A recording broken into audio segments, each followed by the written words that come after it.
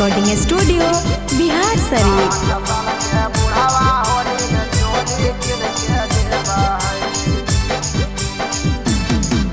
जवाना का के देखा हिरसी बुढ़ो के मनवा डोला है। जवाना का के देखा हिरसी बुढ़ो के मनवा डोला है। 60 साल के बुढ़वा होली में चोली किन के देवा है। 60 साल के बुढ़वा होली में नाइटी किन के देवा है। अपने से पहना बैसाखी दे हमर सिहरावा है। अपने से पहना बैसाखी दे हमर सिहरावा है। 60 साल के बुढ़वा होली में लहंगा किन के देवा है। 60 साल के बुढ़वा होली में चोली किन के देवा है।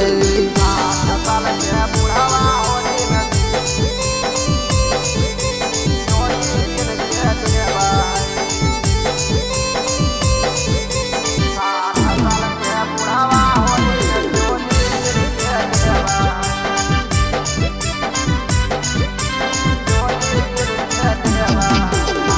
कभी फेरो लवली होटा लाली किन के देवेला।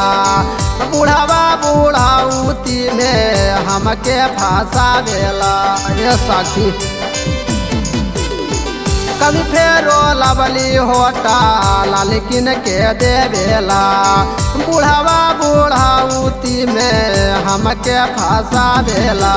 कोरावा में धर के बुढ़ावा चोली में हाथ घुसावा है। तोरावा में धर के बुढ़ावा चोली में हाथ घुसावा है। 60 साल के बुढ़ावा होली में नाइटी किन के देवा है। 60 साल के बुढ़ावा होली में नाइटी किन के देवा है। 60 साल के बुढ़ावा होली में नाइटी किन के देवा है। 60 साल के बुढ़ावा होली में नाइटी किन के देवा है।